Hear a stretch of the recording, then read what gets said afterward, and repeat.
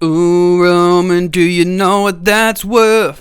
Kai Havertz is the best on earth. The silky German is just what we need. He won Chelsea the Champions League. We needed to summon the same energy, ladies and gentlemen, against Manchester City this weekend in the Premier League. How's it going, friends? Welcome back to Football Therapy with me, your host, Jan.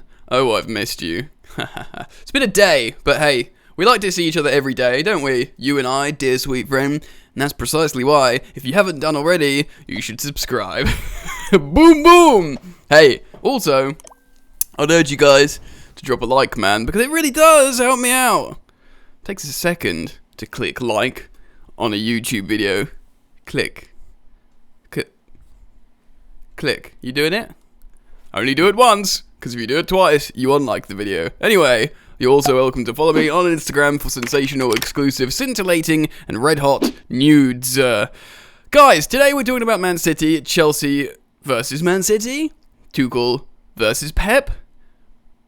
That's all I got. At Stamford Bridge, we're going to build a lineup, which is going to be fun. I'm going to do something slightly different in my lineup. Exciting and, I don't know, exciting. So stick around, it's going to be fun. I'm going to also reflect on Man City, how they've been playing recently and stuff like that. I don't know about injuries, but I'm assuming at the moment it's going to be just Christian Pulisic who is out.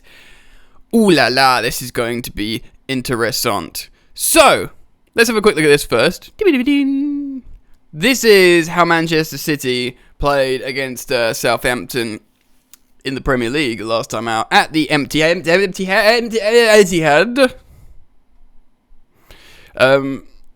Obviously won 6-1 against Wickham, but that don't matter, does it? That doesn't really tell you anything. It will be a 4-3-3 from Pep Guardiola's men, and it will be Edison Moraes in goal. And I think, to be honest, it will be that back four, and probably something similar. Now, Southampton went like a man-to-man with Man City, and it caused them a great deal of issues. I wonder if Thomas Tuchel is inclined to do something similar and emulate what Southampton did successfully, although I think probably not. I mean, Tuchel at this point seemingly has Guardiola's number. He's beaten, yes, I'm going to remind you, beat them 3 times in a row last season, at the end of last season, in the Premier League, in the FA Cup semi-final at Wembley, and then, of course, I'm not going to sing it again, but in the Champions League final. A 1-0 win, of course, a tight tactical game, but still comprehensive from Chelsea, who had the best chances, alongside the goal that they actually scored from Kai Havertz, is the best on earth, assisted by Money Mace. Lovely scenes. I think they're going to go with a 4-3-3. Everyone criticised Pep Guardiola in that final for not playing Rodri or Fernandinho, but he had played them in the previous 2 losses against Chelsea. So you could say, yes, Guardiola was overthinking, as he always does, but you could also say he was trying to innovate. You know, maybe he's a tactical tinkerman, is Pep Guardiola, isn't he? So I don't think he'll do that again. I think he will play Rodri or Fernandinho, and he'll try and look to close the spaces. You know, insert the meme of Guardiola explaining how Chelsea plays so. Why Chelsea plays so good? They play so wide. The wing backs are so wide. They're so compact. They're so close. They get through the spaces quickly because more spaces wide. You know the meme.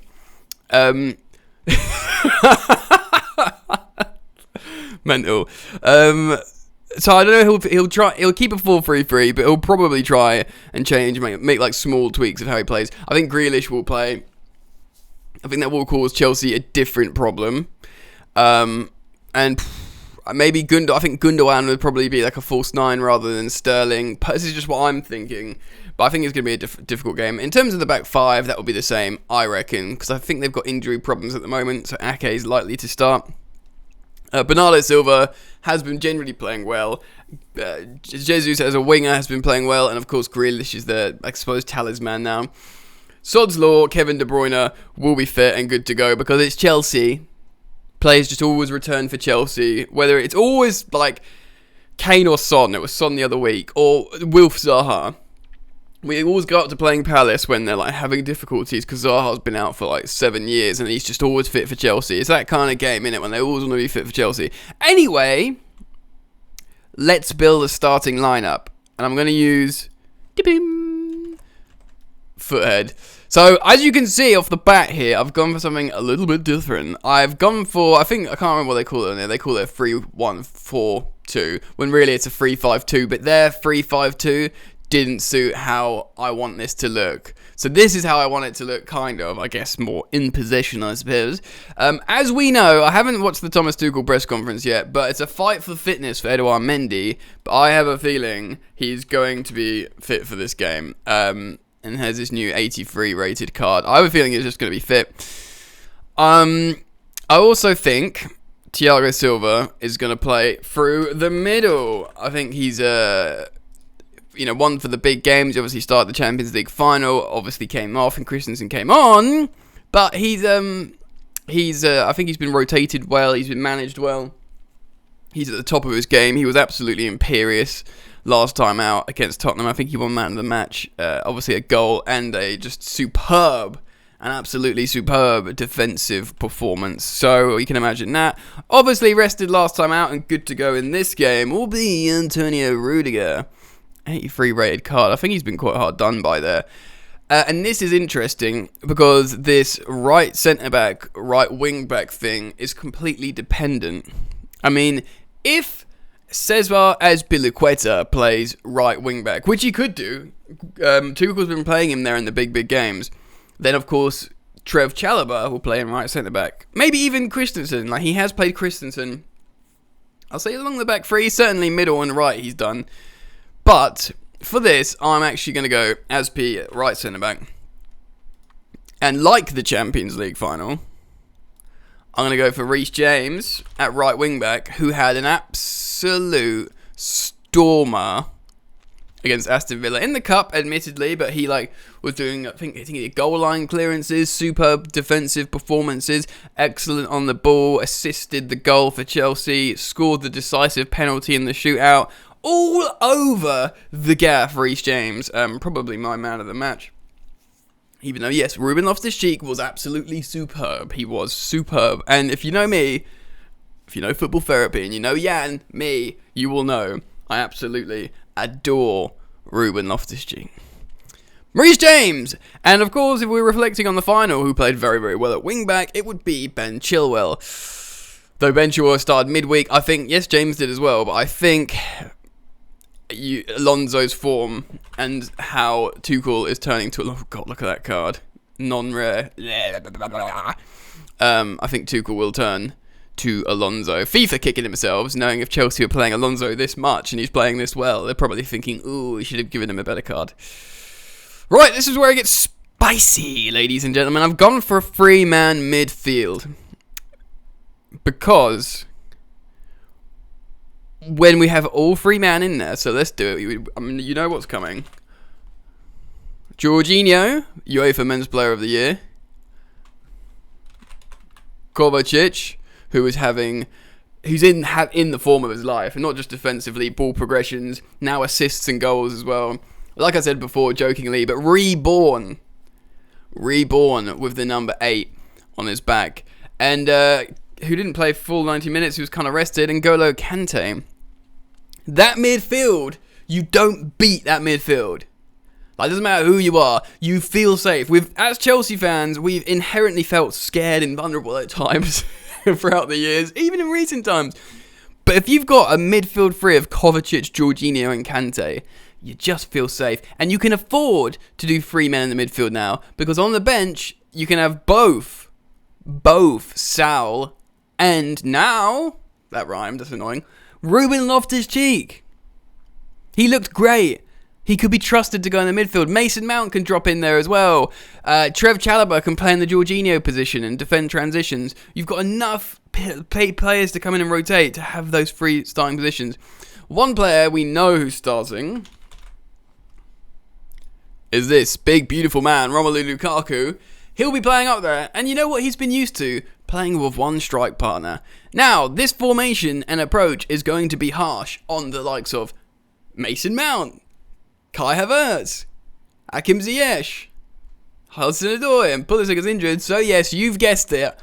I'm going to go for the partnership we've been intrigued to see, And I'm going to play Timo Werner up next to Romelu Lukaku. So look at that.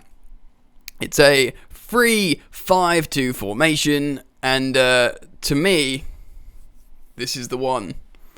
This is the one. So I think this is if you can't take apart that team, and this is like a functional team that will look to exploit City on the break, and I'm very, very happy with it. So we're at home.